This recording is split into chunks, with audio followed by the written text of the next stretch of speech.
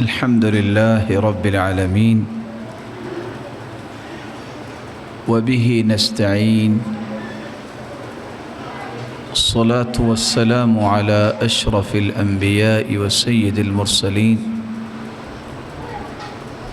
وعلى آله وصحبه أجمعين أما بعد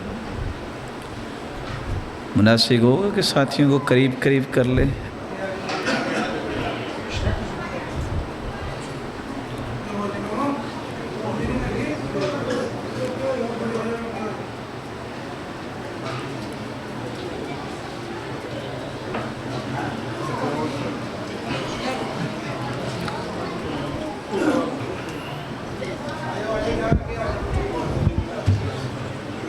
اللہ تعالیٰ کا یہ فیصلہ ہے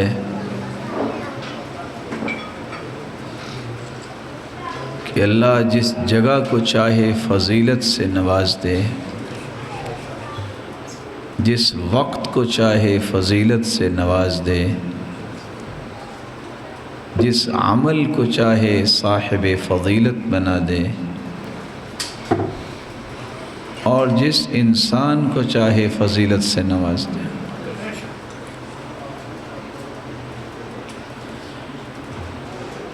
رسول اکرم صلی اللہ علیہ وآلہ وسلم نے امت کو یہی بات سمجھائی ہے، احب البلاد الی اللہ مساجدها۔ میں اصل میں ہوں طالب علم، تو طالب علموں کا سبق غور سے نہ سنیں تو پھر وہ درمیان سے چھوڑ بھی جاتے ہیں سبق۔ یہ جو چلنے پھرنے والے نا، ان سے گزارش کریں کہ یہ بیٹھ جائیں، تھوڑا سن لیا کریں لیکن غور سے سن لیا کریں۔ کس قدر خوشی کی بات ہے، ماشاءاللہ اللہ کا گھر آباد ہوا ہے، اللہ کروڑ رحمتوں سے نوازے اس کے بانی و مبانیوں کو، جنہوں نے کس محبت کے ساتھ اللہ کا گھر بنایا۔ تو میں عرض یہ کر رہا تھا، رسول اللہ صلی اللہ علیہ وسلم نے امت کو یہ بات سمجھائی ہے، احب البلاد الی اللہ مساجدها۔ روئے زمین پر سب سے پیارا اور محبوب ٹکڑا زمین کا وہ ہے جس پہ مسجد بنائی جاتی ہے۔ جس طرح یہ مسجد کا ٹکڑا اللہ کے ہاں بڑا محبوب ہے، اس کو آباد کرنے والے بھی اللہ کے ہاں بڑے محبوب ہیں۔ قیامت کا دن ہوگا، آواز آئے گی، این جیرانی، میرے پڑوسی کہاں ہیں؟ ساری دنیا خاموش ہوگی، جبریل کو ہی اللہ اجازت دیں گے، وہی سوال کریں گے، یا رب وَهَلْ يَنْبَغِي لِأَحَدٍ أَن يُجَاوِرَكَ؟ اللہ آپ تو خالق، باقی ساری مخلوق ہے، کیا مخلوق میں سے بھی کوئی خالق کا پڑوسی بن سکتا ہے؟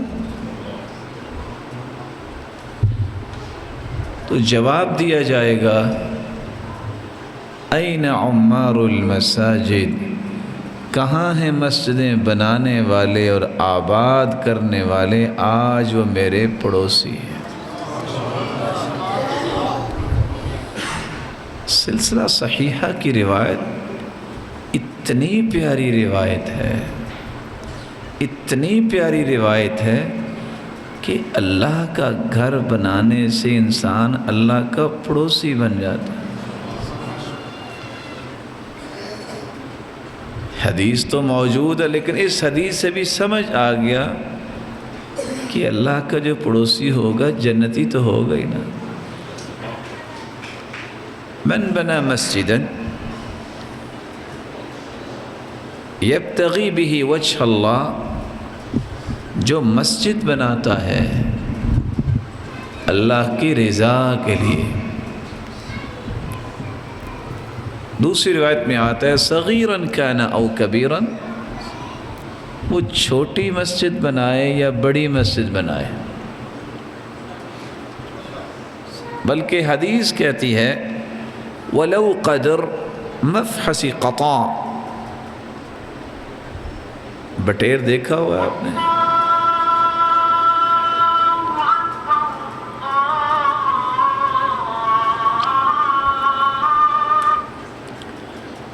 بٹیر دیکھا ہوا آپ نے؟ جتنی جگہ پہ بٹیر بیٹھتا ہے اتنی جگہ بھی کوئی مسجد کی تعمیر کروا دے، بن اللہ لہ بیتا فی الجنہ، اللہ جنت میں اس کا گھر پورا ہی بناتے ہیں۔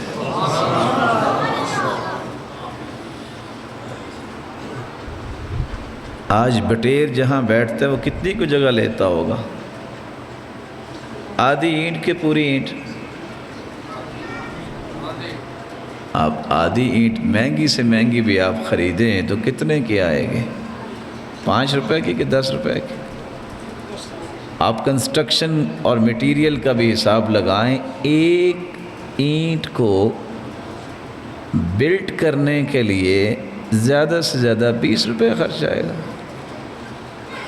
20 روپے سے بچہ آج راضی نہیں ہوتا، لیکن میرے رب کی رحمت کتنی وسیع ہے کہ اگر کوئی اتنا بھی حصہ مسجد میں ڈال دے اللہ اس کا گھر پورا ہی بناتا ہے۔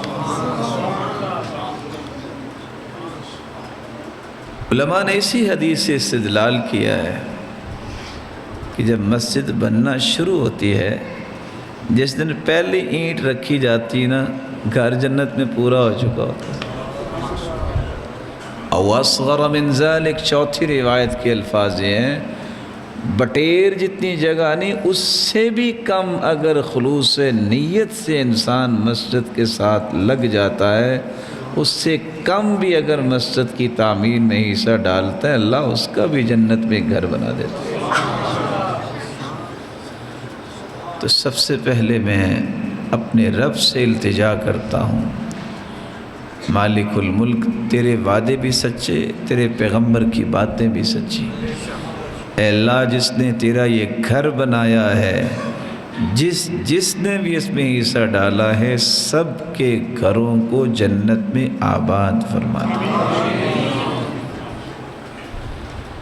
ویسے تو خوبصورت آپ تقریر اور درس علماء کرام سے سنیں گے، میں صرف 4 گزارشیں پیش کر کے بات کو مکمل کروں گا۔ پہلی گزارش یہ ہے، یہ مسجد جو اللہ کا گھر ہے یہ آباد کیسے ہوتی ہے؟ مسجد دیواری کھڑے کرنے سے آباد نہیں ہوتی، یہ تو جنت کے سودے ہو گئے، اب سوچنا یہ ہے کہ اس کو آباد کیسے کرنا ہے۔ وہ 4 کام میں نے آپ کی خدمت میں پیش کرنے ہیں، وہ اللہ کے رسول صلی اللہ علیہ وسلم نے ہی بیان کیے ہیں۔ جب ایک شخص کو نہیں پتہ تھا، وہ مسجد کے کونے میں آ کے اس نے یورین پاس کیا، تو آپ نے اس کو بلا کے یہی کہا تھا، ان هذه المساجد لم تبن لہذا، مسجدیں اس لیے نہیں ہوتی، انما هي لذکر اللہ والصلاة وتلاوت القرآن۔ مسجدوں میں تو اللہ کا ذکر کرتے ہیں، مسجدیں تو نماز کے لیے ہوتی ہیں، مسجدوں میں تو قرآن کی تلاوت ہوتی ہے۔ اگر آپ مسجد کو آباد کرنا چاہتے ہیں تو سب سے پہلا کام یہ ہے کہ آپ جب مسجد میں آئیں تو دنیا کی کوئی بات نہ کریں، بیٹھ کے اللہ ذوالجلال کا ذکر کیا کریں،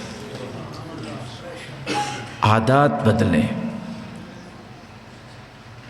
مسجد سے بڑھ کے کوئی بھی سکون کا گہوارہ نہیں ہے، یہاں آ کے انسان کے دل کو وہ سکون آنا چاہیے، اب میں اللہ کے گھر میں آ گیا ہوں، آتے ہی اس کا پہلا کام یہ ہے اذا دخل احدکم المسجد فلا یجلس حتی یصلی رکعتین، جو بھی مسجد میں آئے اس وقت تک نہ بیٹھے جب تک 2 رکعتیں نہ پڑھ لے۔ آپ آئے ہیں، ساتھی بیٹھے ہیں، السلام علیکم، اللہ اکبر، 2 رکعتیں پڑھیں۔ 2 رکعتیں پڑھنے کے بعد اللہ کا ذکر بھی کر سکتے ہیں، آپ دعا بھی کر سکتے ہیں، قرآن کھول کے بیٹھ جائیں۔ ہماری ان آنکھوں نے دیکھا ارض حجاز کے اندر آج بھی جب اذان ہوتی ہے تو لوگ مسجد میں آتے ہیں، مجال ہے وہاں کوئی آواز آتی ہو، صفائی کرنے والا بھی مسجد میں آتا ہے، 2 رکعتیں پڑھ کے قرآن کھول کے بیٹھا ہوتا ہے، کوئی دعا کر رہا ہوتا ہے، آواز ہی نہیں آتی۔ ان مسجدوں کا ایک تقدس ہے میرے محترم، میرے محتشم، اللہ آپ سب کو عزتوں سے نوازے۔ جب تک ہم اللہ کے گھروں کا تقدس قائم نہیں کریں گے، اللہ ہمیں عزت کیسے دیں گے؟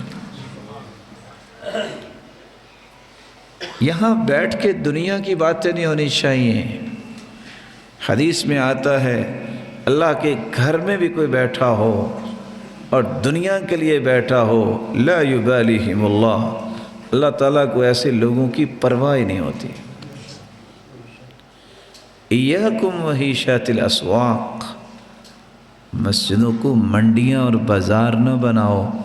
منڈیوں میں اونچی اونچی آوازیں ہوتی ہیں اور بازاروں میں ہوتی ہیں، مسجدوں میں تو نہیں ہوتی۔ سیدنا عمر نے دیکھا کہ 2 لوگ باتیں کر رہے ہیں اونچی اونچی، ان دونوں کو بلایا، کہتے من این انتما، کہاں سے آئے ہو؟ قال من اہل الطائف، ہم تو طائف سے آئے ہیں۔ تو سیدنا عمر نے فرمایا لو کنتما من اہل البلد لاوجعتکما، اگر تم کہیں مدینے کے رہنے والے ہوتے نا تو میں تمہیں سزا دیتا، ترفعان اصواتکما فی مسجد رسول اللہ، تم اللہ کی رسول کی مسجد میں آوازیں بلند کر رہے ہو، مہمان تھے اس لیے چھوڑ دیا۔ تو میں آپ کی خدمت میں یہ گزارش کروں گا، اگر آپ اس گھر کو آباد کرنا چاہتے ہیں تو میرے معزز اور مکرم اپنے آپ سے عہد کریں، میں نے جب دروازے میں داخل ہونا ہے یہاں بیٹھ کے میں نے صرف اللہ عز و جلال کو ہی یاد کرنا ہے، میں نے اور کوئی کام نہیں کرنا۔ مسجد آباد کرنے کا دوسرا طریقہ انما ہی لذکر اللہ والصلاۃ، اس کو نہ بٹھا دیجئے، بیٹا آپ بیٹھ جائیں، جب کوئی بات ہو رہی ہو نا تو توجہ رکھتے ہیں، کوئی اس طرح کام کرو اس کو پیار سے بٹھا دیتے ہیں۔ یہی تو چیزیں سمجھنے کے لیے یہ سارے علماء آپ کے پاس آئے ہیں، اللہ ان کو سلامت رکھے اور عزتوں سے نوازے۔ دیکھیے پتہ ہمارے اندر تبدیلی کیوں نہیں آتی؟ کبھی میں نے اور آپ نے سوچا، ہم نا روٹین کے مطابق بیٹھتے ہیں، ہم اس لیے نہیں بیٹھتے کہ کوئی بات ہے اس کو سوچنا ہے، سمجھنا ہے، پھر عمل کرنا ہے۔ آپ پلاننگ کیا کریں، بہت تھوڑی بات سنیں لیکن اس کو اچھی طرح سنیں۔ خیر الامور احزمها وان قل، بہترین کام ہوتا ہے جو مضبوط ہو، خواہ وہ تھوڑا ہی کیوں نہ ہو۔ مسجدیں آباد ہوں گی کہ نماز با جماعت پڑھی جائے۔ رسول اکرم صلی اللہ علیہ وسلم نے صحابہ کو کیا فرمایا؟ آپ نے نبی نے صحابی کا قصہ سنا ہوگا، انہوں نے 6 عذر پیش کیے تھے، یا رسول اللہ انی رجل ضریر البصر، اللہ کے رسول میں نبینا ہوں، شاسع الدار، میرا گھر مسجد سے دور ہے، ولیس لی قائد یلاومنی الی المسجد، اللہ کے رسول کو مسجد تک لانے والا ہی نہیں ہے تو میں گھر میں نماز پڑھ لیا کروں۔ صحیح مسلم کی روایت میں یہ تینوں عذر موجود ہیں۔ آپ نے فرمایا اذان سنتے ہو؟ کہا اذان تو سنتا ہوں۔ کہا پھر مسجد میں آ کے پڑھو۔ نبی نے گھر مسجد سے دور کوئی لانے والا نہیں. دوسری مرتبہ پھر آ گئے، یا رسول اللہ صلی اللہ علیہ وسلم ان بین بیتی و مسجدی نخلا و شجرہ، مسجد اور گھر کے درمیان جھاڑیاں بھی ہیں، کھجور کے درخت بھی ہیں، میں نبینا ہوں، اگر میں الجھ جاؤں کسی درخت کے ساتھ تو کیا بنے گا؟ اجازت نہیں کہ میں گھر میں نماز پڑھ لیا. آپ نے پھر وہی سوال کیا، اذان سنتے ہو؟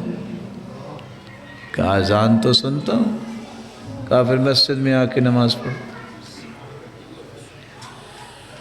تیسری مرتبہ پھر آ گئے، یا رسول اللہ صلی اللہ علیہ وسلم ان المدینۃ کثیرۃ الحوام والسباع، اللہ کے رسول آپ جانتے ہیں مدینے میں جانور بھی ہیں، درندے بھی آ جاتے ہیں. اس وقت تو کوئی وال شال نہیں تھے. میں اگر گھر سے نکلوں نبینا انسان، کسی جانور کو یہ شوق پیدا ہو جائے ٹکر مارنے کا تو میرا کیا بنے گا؟ اگر کوئی درندہ اپنا ذوق پورا کر لے تو میں کیا کروں گا؟ فرمایا جس گھر میں ہو، اتسمع المؤذن فی البیت الذی انت فی، اس گھر میں رہتی ہو مؤذن کی آواز پہنچتی ہے؟ کہا وہ تو پہنچتی ہے. فرمایا پھر مسجد میں آ کے نماز پڑھو. چھٹا عذر لے کے پھر آ گئے، یا رسول اللہ انت کما ترانی انا کما ترانی، آپ تو مجھے دیکھ رہے ہیں، قد ذهب بصری، آنکھوں کی بینائی جا چکی ہے، وجبر سنی، بوڑھا ہو چکا ہوں، ورق عظمی، ہڈیاں بھی باریک ہو گئی ہیں، اب بھی اجازت نہیں ہے کہ میں گھر میں پڑھ لوں.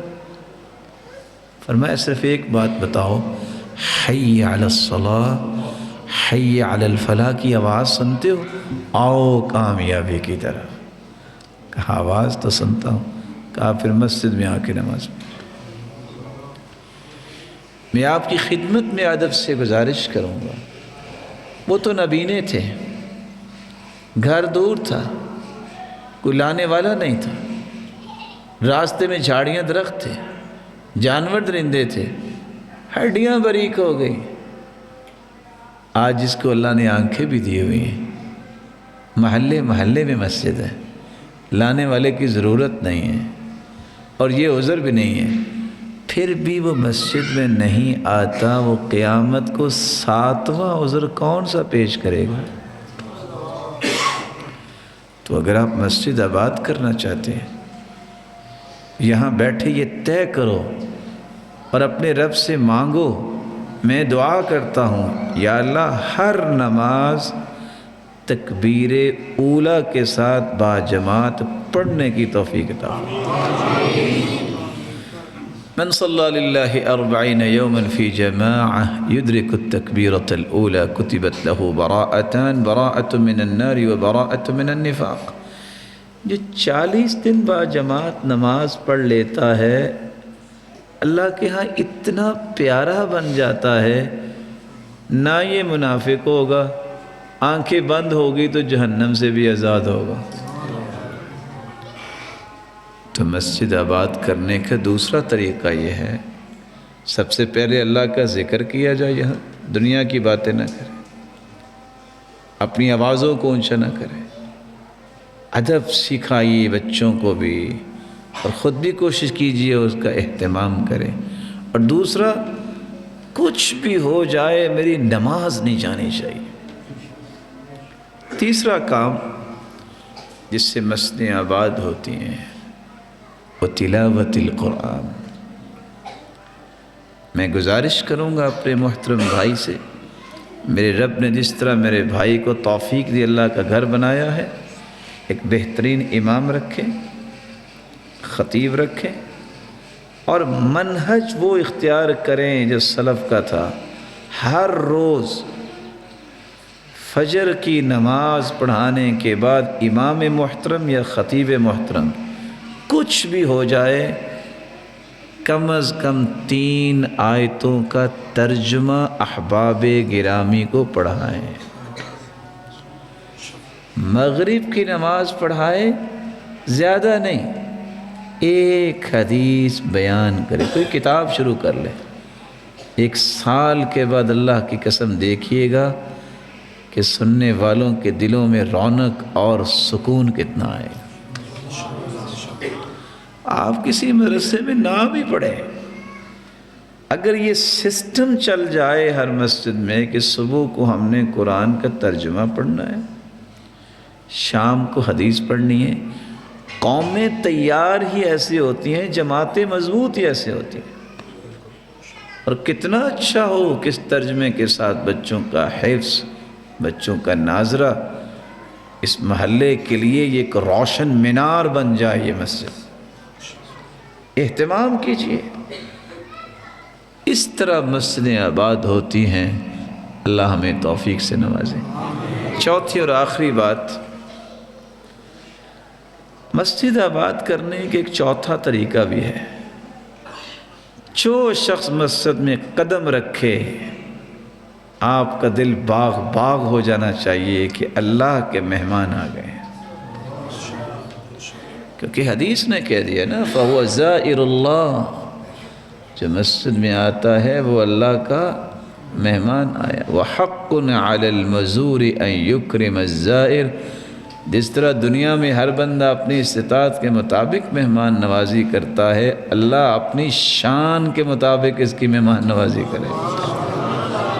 میں اس کی ایک حدیث سنا کے مثال پیش کرے تو اللہ مہمان نوازی کیسے کرے۔ حدیث میں آتا ہے جو بندہ مسجد میں آتا ہے إِلَّا تَبَشْبَشَ اللَّهُ كَمَا يَتَبَشْبَشُ أَهْلُ الْغَائِبِ بِطَلْعَتِهِ، کسی کا کوئی گم ہو جائے تو ملے تو کتنی خوشی ہوتی ہے۔ دنیا کی یہ ساری خوشیاں ملا لیں، اللہ ذوالجلال کو اپنے بندے کی مسجد میں آنے سے اس سے بھی زیادہ خوشی ہوتی ہے۔ روایت کہتی ہے من غدا الى المسجد او راح اعد اللہ له نزلا فی الجنة كلما غدا او راح، جو صبح و شام مسجد میں آتا ہے اللہ جنت میں تو لے جائیں گے، لیکن صبح و شام خصوصی مہمان نوازی کریں گے۔ وہ حاتم تائی کے پاس ایک شخص آ گیا کھانا لینے، انہوں نے 10 بوریاں دے دی، کہتا ہے مجھے تو ایک وقت کا کھانا چاہیے تھا۔ کہا تو نے اپنی ضرورت کے مطابق مانگا، میں نے اپنی استطاعت کے مطابق دے دی۔ جب میرا مالک اپنی شان اور عظمت کے مطابق دے گا تو پھر کتنا دے گا۔ گھر سے وضو کر کے آئے، اب یہاں بھی کر سکتے ہیں، لیکن جو گھر سے وضو کر کے نکلتا ہے یہ قدم زمین پہ بعد میں رکھتا ہے۔ حدیثوں کو ساتھ ساتھ ملاتے جائیے۔ جو بندہ وضو کر کے گھر سے نکلتا ہے لا يريد الا ان يتعلم خيرا او يعلمه، وہ کچھ سیکھنے آیا ہے یا سکھانے آیا ہے۔ اللہ فرماتے نہیں، اس میرے بندے کے قدم زمین پہ نہیں آنے چاہیے۔ ان الملائکۃ لتضع اجنحتها لطالب العلم رضا بما يطلب، اللہ کے رسول نے فرمایا اللہ فرشتوں کو کہتے ہیں اپنے پروں کو بچھا دو۔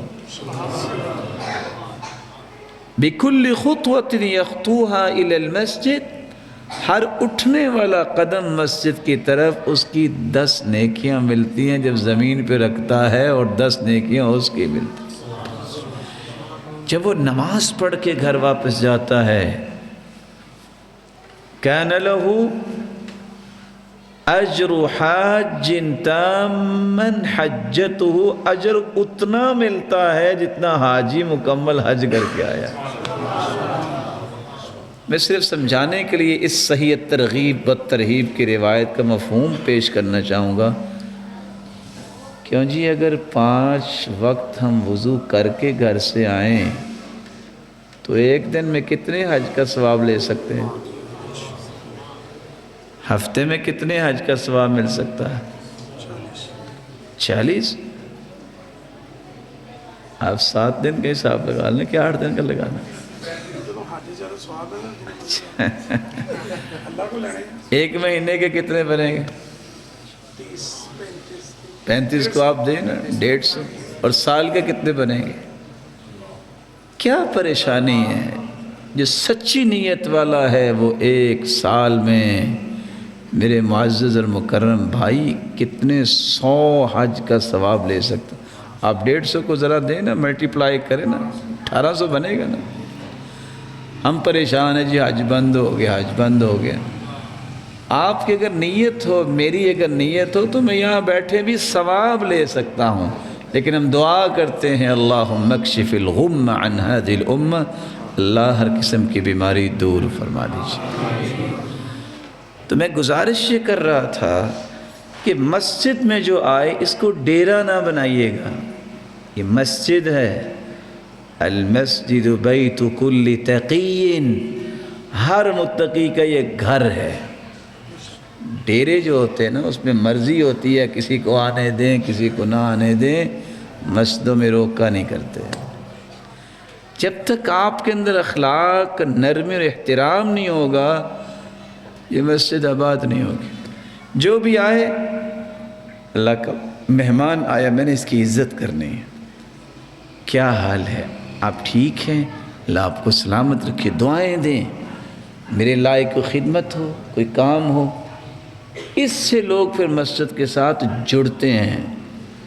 اور اگر آپ سختی کریں گے، آپ شدت پسند ہوں گے، تو یاد رکھنا مسجدیں شدت پسندی سے کبھی آباد نہیں ہوئیں۔ اللہ کے رسول کے صحابہ بھی غصے میں آئے نا، اوہ مسجد کے کونے میں پیشاب کر رہے ہو؟ آپ نے فرمایا لا تزرموا لا تزرموا مہلا، رک جاؤ، ای لا تقطعوا علیہ بولا، اس کو کرنے دو، جو کرتا ہے بیمار ہو جائے گا۔ آپ کی حکمت دیکھیے۔ ویسے اللہ کے رسول بھی اگر غصہ کرتے اس نے دوڑنا ہی تھا نا، تو جہاں جہاں جاتا زمین پاک ہوتی، کپڑے پاک رہتے۔ جب فارغ ہوا آپ نے ڈول منگوایا اور پانی بہا دی اور زمین پاک ہو گئی۔ نرمی نہ چھوڑیے گا، اس سے آپ کی مسجد آباد ہوگی۔ بعض دفعہ ہوتا ہے نا، کوئی نیا بندہ آ جاتا ہے، پاؤں کے ساتھ پاؤں نہیں ملاتا۔ نو ڈاؤٹ، ایک نہیں دسیوں حدیثیں ہیں۔ جب تک صف سیدھی نہیں ہوتی، صف سیدھی ہو تو نماز مکمل ہوتی ہے۔ حدیث میں آتا ہے، 1852 نمبر روایت ہے، 92 نمبر سلسلہ صحیحہ کی، من سد فرجہ بن اللہ لہ بیتا فی الجنہ، جو مسجد میں آ کے پاؤں کے ساتھ پاؤں نرمی سے اس طرح ملا لیتا ہے کہ کوئی خلا باقی نہیں بچتا، اللہ اس بندے کے جنت میں گھر بنا دیتا۔ ہم جانتے ہیں اگر خلا ہوگا تو شیطان آ کے اس طرح کھڑا ہوگا جیسے بکری کا بچہ ہے، لیکن آپ شدت نہ کیجئے، سمجھائیے، جیسے اللہ کے رسول نے سمجھایا۔ اللہ کے رسول نے صحابی کو سمجھانا تھا کہ نماز کے بعد بیٹھ کے ذکر کرتے ہیں۔